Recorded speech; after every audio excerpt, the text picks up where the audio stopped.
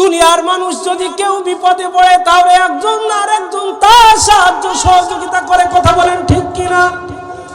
মানুষ তার কঠিন দুর্দশা দেখতে পায়, কারো দিলে হয়তো মায়া লাগে, কারো লাগে না, কিন্তু কারো না কারো দিলে মায়া লাগে। কিন্তু কবর জিন্দেগিতে কে কোন অবস্থায় আছে আমরা কেউ জানি না। কত রাজা কত বাদশাহ সব কবরে শুয়ে আছে, কে কোন অবস্থায় আছে আমরা কেউ জানি না, ঠিক কিনা? প্রিয় ভাইরা আমার, ফারুক আজম উমর ফারুক রাদিয়াল্লাহু তাআলা আনহু, উমর ফারুক রাদিয়াল্লাহু তাআলা আনহু তিনিও কাঁদতেন কবরের জন্য। খলিফাতুল মুসলিমিন হযরত উমর রাদিয়াল্লাহু তাআলা আনহু তিনিও কাঁদতেন। কাফের যখন খলিফাতুল মুসলিমিন হযরত উমরকে ঘাত প্রতিঘাত করলো, পেটে ছুরি মারলো, হযরত উমর রাদিয়াল্লাহু তাআলা আনহু তিনি অসুস্থ অবস্থায় জীবন যাপন করতে লাগলেন। যা খাই পেট দিয়ে বের হয়ে যায়, পানি খাই পানি বের হয়ে যায়, খাবার খাই খাবার বের হয়ে যায়। খলিফাতুল মুসলিমিন হযরত উমর ফারুক রাদিয়াল্লাহু তাআলা আনহু লোকজন খলিফাতুল মুসলিমিন হযরত উমর রাদিয়াল্লাহু তাআলা আনহুকে মৃত্যুর আগে খাটের উপরে শোয়াইলেন, খাটের উপরে শোয়াইলেন।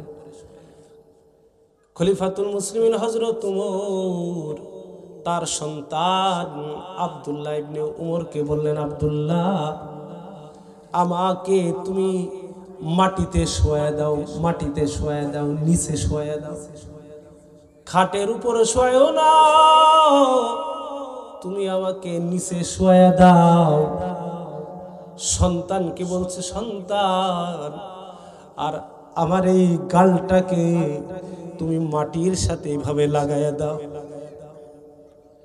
প্রিয় সাহাবাড়ির মুসলমান, খলিফাতুল মুসলিমিন হযরত উমর যার ব্যাপারে আল্লাহর নবী বলেছেন, লাউ কানা বাদি নবিয়ুন লাকানা উমর।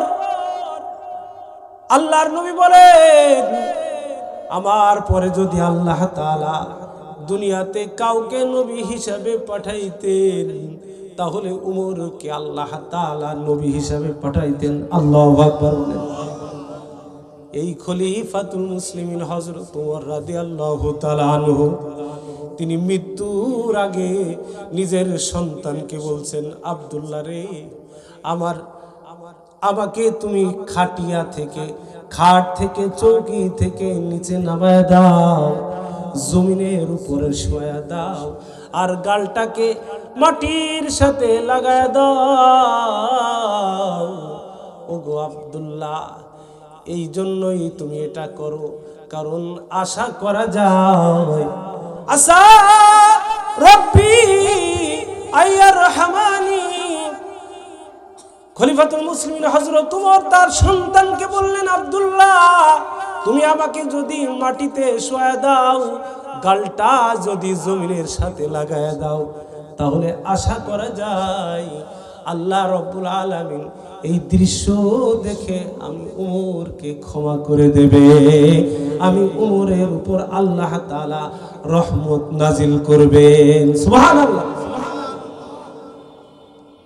তার কারণ বেটা, যদি আমার কে তুমি খাটিয়ার উপরে রাখো, চৌকির উপরে যদি তুমি আমাকে রাখো, আর আল্লাহ যদি আমাকে বলে, উমর মৃত্যুর আগেও বুঝি চৌকির উপরে ছিলে, খাটের উপরে ছিলে, তুমি তো জানতা মৃত্যুবরণ করতে হবে, মাটিতেই যেতে হবে। কুল্লু নাফসিন যায়িকাতুল মাউত।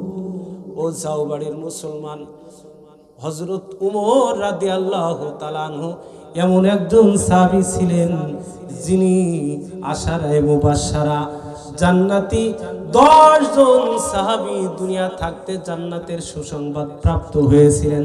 তার মধ্যে একজন ছিলেন হযরত উমর। সুবহানাল্লাহ। আল্লাহর নবী উমরের ব্যাপারে বলতেন, আমার উমর যেই রাস্তা দিয়ে উমর যায় শয়তান ওই রাস্তা দিয়ে যাইতে ভয় পায়। আল্লাহু আকবার বলেন। যেই রাস্তা দিয়ে হযরতে উমর যাইতেন শয়তান ওই রাস্তা দিয়ে যাওয়ার সাহস করত না।